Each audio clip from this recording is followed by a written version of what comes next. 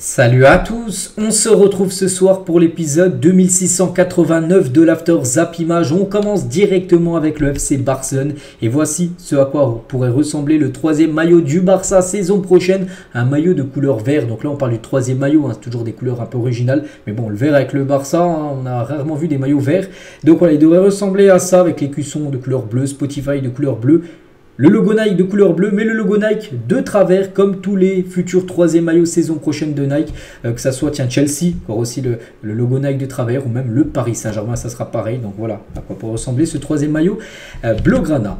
On continue, on revient un an jour pour jour en arrière. Donc aujourd'hui, on est le 24 novembre 2023. Donc le 24 novembre 2022, le Japon commençait son premier match de Coupe du Monde et jouait contre l'Allemagne. Et il battait déjà l'Allemagne lors de leur première rencontre, cette équipe japonaise. Le début d'une belle aventure. On ne sait même pas si c'est une surprise parce que tellement qu'ils sont bons. Regardez là, par exemple, ils sont toujours en forme. Les 8 derniers matchs, ils ont gagné toutes leurs rencontres. Là, le dernier en date, ils ont mis un 5-0.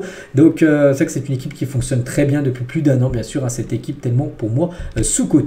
On va parler de Krunic et l'AC Milan vont se rencontrer pour discuter pourquoi pas d'une prolongation. De son côté, le Fenerbahçe se tient prêt à lui offrir un contrat. Le Bosnien a échangé avec son compatriote Dzeko et se rouvert un départ en Turquie. Donc ce qui veut peut-être dire qu'il va peut-être pas rester du côté de l'AC Milan parce que Milan AC aimerait le prolonger, mais lui, les gars, il se dit qu'il serait ouvert un départ en Turquie, peut-être du côté du Fenerbahçe, qui serait prêt à lui proposer un contrat pour le futur.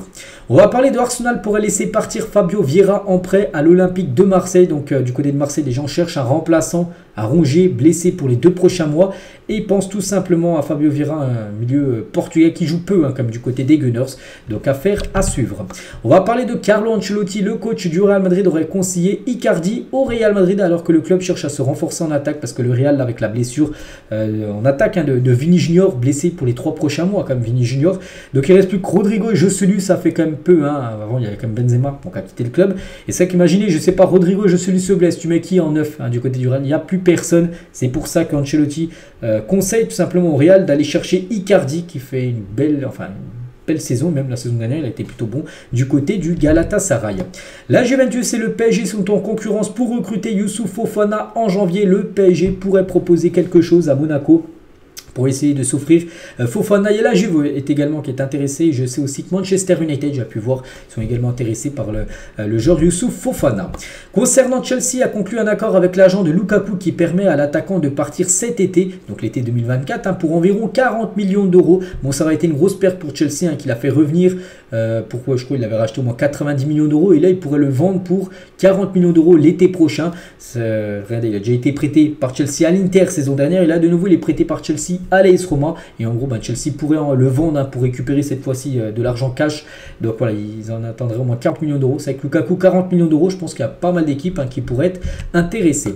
Javier Tebas, le président de la Liga, va quitter son poste de présidence de la Liga pour être réélu pour un 4e mandat. En gros, il va quitter ce poste pour reprendre le même en gros. Donc le processus électoral démarre concernant ce président de Javier Tebas et il tacle encore le Paris Saint-Germain. Il a dit qu'il y a des opérations en Europe qui ne sont pas claires. Verratti a été transféré pour 45 millions d'euros à un club du Qatar avec 25 000 spectateurs. Il y a des indices qui nous font penser qu'il faut sauver le fair play financier en gros du PSG vu que le PSG c'est avec Qatar, c'est le Qatar qui a racheté le PSG. En gros, Verratti aurait été transféré du côté d'un club qatari pour une grosse somme quand même, pour tout simple 45 millions d'euros par rapport au fair play financier. C'est vrai que c'est important de vendre cher quand même par rapport au fair play financier pour respecter tout ça. Donc c'est pour ça qu'il a été peut-être vendu aussi cher, 45 millions d'euros.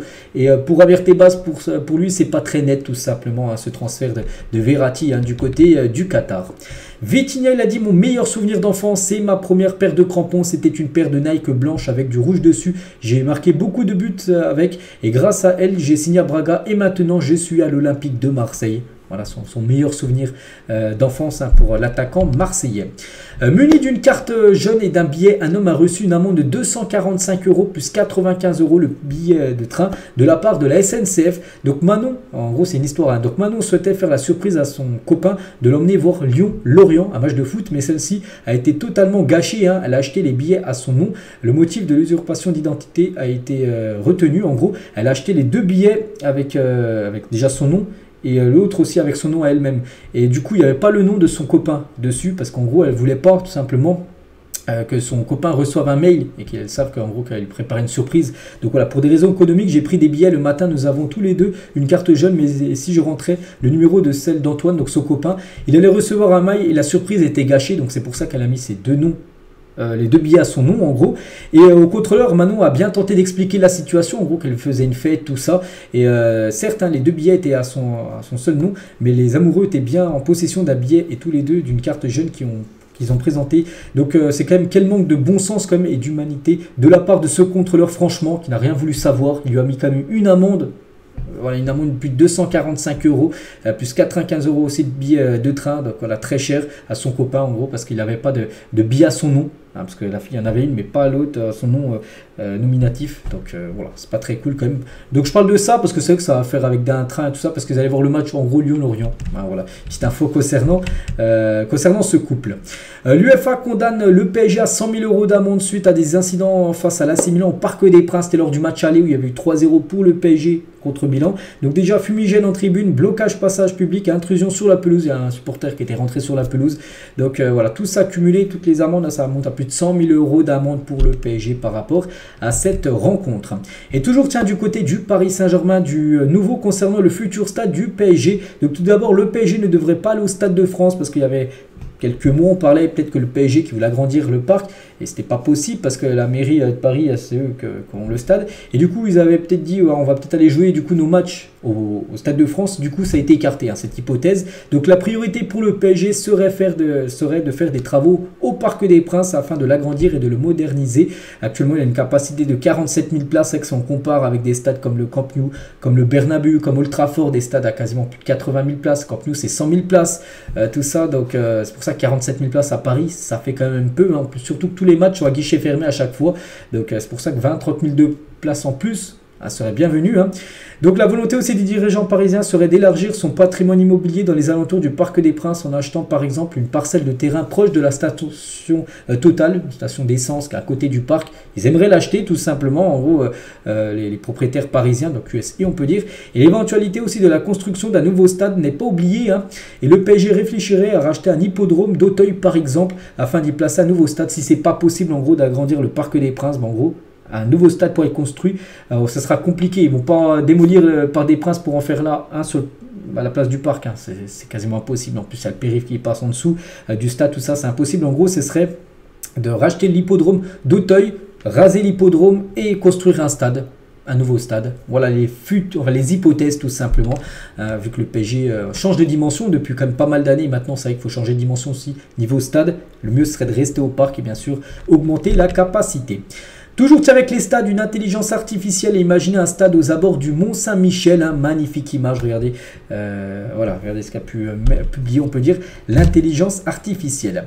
On va parler de 5 plaintes pour agression sexuelle ont été déposées au Havre, hein, par des supportrices de Lens et du LOSC à la suite de palpations de sécurité au stade du Havre, hein. Toutes les plaintes visent la même vigile qui s'occupe des palpations de sécurité sur les femmes et mentionne des fouilles ressenties comme invasives, évoquant des attouchements sur la poitrine et les parties génitales. Donc là, c'est parce que quand vous rentrez, par exemple pour un match de football, voilà, les vigiles vous testent, hein. Et pour les filles, donc c'est une fille, enfin c'est une femme, hein, qui teste. Et en gros, il y a eu des plaintes pour agression sexuelle par rapport à ça, hein, de supporters lensois et lillois quand ils sont partis du côté du stade Haussane, hein, le stade du Havre. Et on finit les gars cet épisode aujourd'hui. Qui se souvient de la charnière centrale Adil Rami, Philippe Mexès en équipe de France, bon il y a quelques années, mais c'est vrai que l'équipe de France, bon actuellement il n'y a pas Mécano, voilà, quand même du beau monde en défense centrale, mais à l'époque les gars c'était Adil Rami et Philippe Mexès, hein, les titulaires en défense centrale du côté des Bleus. Donc voilà ce qu'il y a à dire aujourd'hui, j'espère que ça vous a plu. On se retrouve lundi, hein, comme d'habitude, After Zap Image,